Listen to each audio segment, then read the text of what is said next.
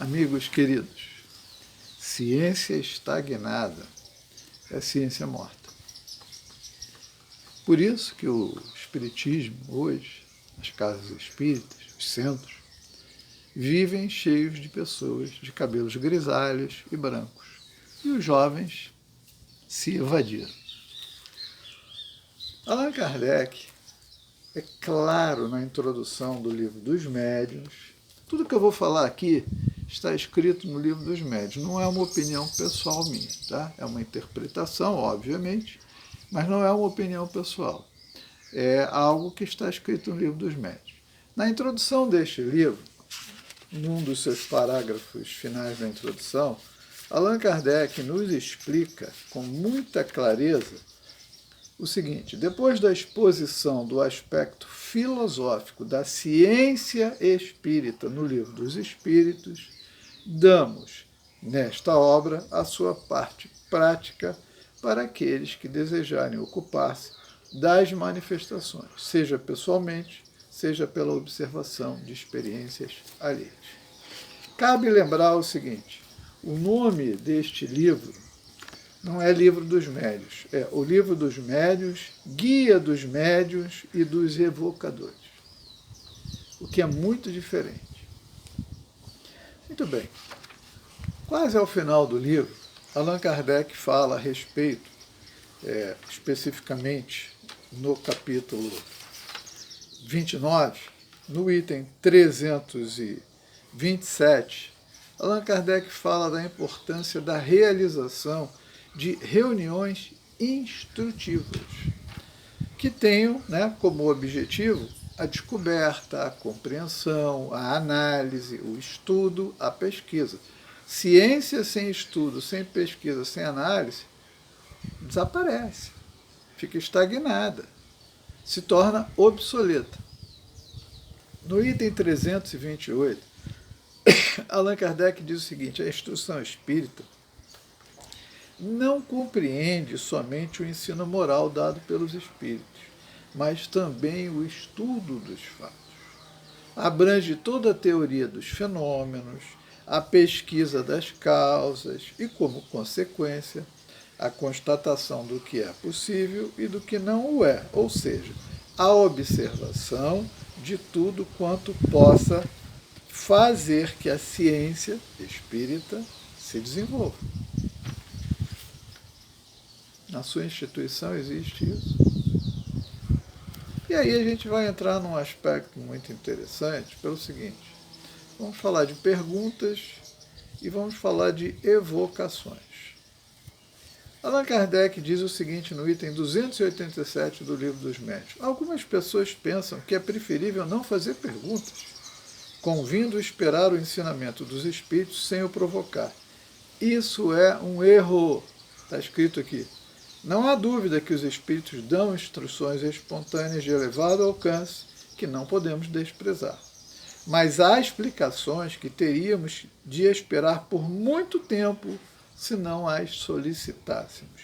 Sem as nossas perguntas, naquela época, deste livro, o Livro dos Médiuns e o Livro dos Médiuns ainda estariam por fazer, ou pelo menos seriam muito incompletos. E ele aí diz o seguinte, ainda conclui: numerosos problemas de grande importância estariam ainda por resolver, ou seja, ele já tinha conseguido obter sucesso. Então, ele está dizendo que é lícito perguntar. Agora, é lícito perguntar com interesse científico, com interesse moral elevado, não perguntar se vai fazer sol, se vai fazer chuva, se o time de futebol vai ganhar o campeonato, o número da loteria. Isso não é o objetivo. Foi por isso que Moisés proibiu a comunicação, porque ela era feita de forma equivocada. E aí, nós temos a técnica de Kardec, que era através da evocação. Quando alguém dizia, ou contava, ou relatava um fato a Kardec, fosse a respeito de um processo obsessivo, fosse a respeito de um conhecimento ou possibilidade que tivesse sido observada, que ele recebia comunicações por cartas e vários outros meios, o que ele fazia? ele evocava o espírito. O que é uma metodologia bem diferente dos nossos dias atuais. Recentemente falei a respeito das reuniões que Kardec fazia da mediunidade um instrumento ativo, enquanto hoje, atualmente, a mediunidade é um instrumento passivo. Os médiuns se sentam numa sala, no escuro, e aguardam que a espiritualidade selecione certos casos. Isso não é. As pessoas leem. Então vamos estudar o Livro dos Médiuns. E estuda-se o Livro dos Médiuns há 100 e tantos anos. E no final, o que está escrito aqui não é praticado. Jesus perguntou assim: por que me chamais Senhor, Senhor, se não fazeis o que vos digo? Por que dizer que Kardec é o codificador, o ápice da doutrina espírita, se ele deixou instruções claras e nós não somos capazes de obedecer ou seguir? Cabe refletir. No capítulo 25 do Livro dos Médiuns, que ele fala das evocações, Allan Kardec diz o seguinte: os espíritos podem comunicar-se espontaneamente ou atender ao nosso apelo, isto é, ser evocados. Algumas pessoas acham que não devemos evocar nenhum espírito, sendo preferível esperar o que quiser comunicar-se. Entendem que, chamando determinado espírito, não temos a certeza de que é ele que se apresenta, enquanto o que vem espontaneamente por sua iniciativa prova melhor a sua identidade, pois assim revela o desejo de conversar convosco. Ao nosso ver, isso é um erro, lembra? É um erro não perguntar, é um erro não evocar. Allan Kardec está dizendo isso com clareza. O apelo direto a determinado espírito estabelece um laço entre ele e nós. O chamamos por nossa vontade e assim opomos uma espécie de barreira aos intrusos. Então, ele diz o seguinte, obviamente, item 270. Quando se quer comunicar com um espírito determinado, é absolutamente necessário evocá-lo. O fato, de evocar não significa que o espírito vai nos atender. Ele pode não estar em condições de se comunicar, ele pode não querer se comunicar, da mesma forma que o nosso telefone toca e muitas vezes a gente não tem interesse ou vontade de atender. Às vezes, naquele momento, estamos ocupados, concentrados em outra coisa, ou às vezes simplesmente não queremos, ou às vezes não podemos. Então, o fato de evocarmos espíritos não significa que seremos certamente atendidos. Bom, Allan Kardec diz o seguinte no item 274. Espíritos que podem ser evocados. Podemos evocar todos os espíritos, seja qual for o grau da escala que pertençam. Os bons e os maus, os que deixaram recentemente a vida e os que viveram nas épocas mais distantes. Os homens ilustres e os mais obscuros, os nossos parentes, os nossos amigos e os que nos foram indiferentes. Mas isso não quer dizer que eles sempre queiram ou possam atender ao nosso apelo. Aí, logo adiante, ele diz assim, o que desejamos dizer é que não há nenhum impedimento de ordem geral às comunicações, salvo o de que trataremos a seguir.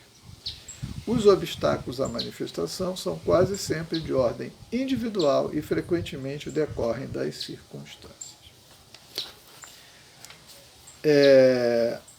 Ele diz o seguinte, item 278, importante questão se apresenta aqui, a de saber se é inconveniente ou não evocar espíritos maus. Isso depende do fim que se propõe e da independência que se pode ter em relação a eles. Não há inconveniente quando se faz a evocação com um fim sério, instrutivo e tendo em vista melhorar-se. Pelo contrário, é muito grande o inconveniente quando se faz por mera curiosidade ou diversão, ou se a gente se coloca sob sua dependência, pedindo-lhe algum serviço. Muito bem.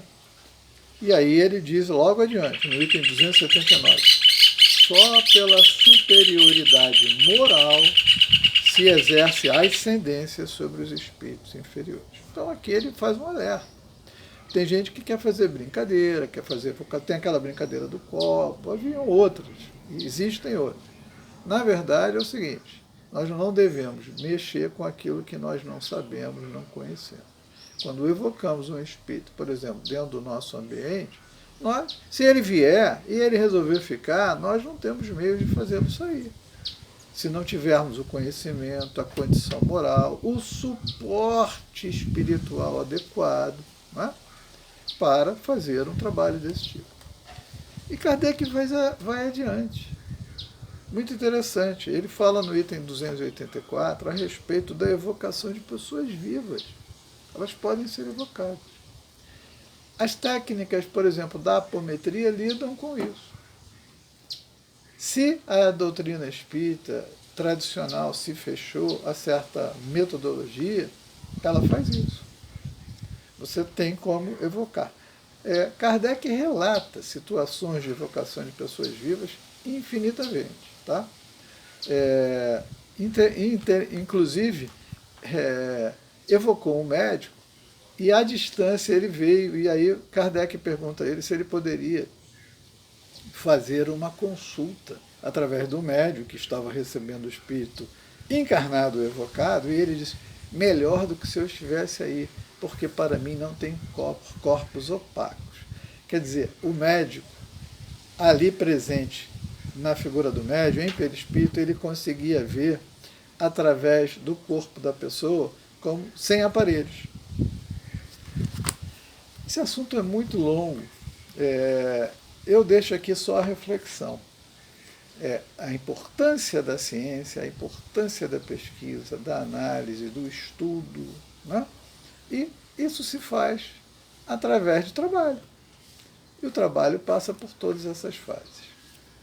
Muita paz.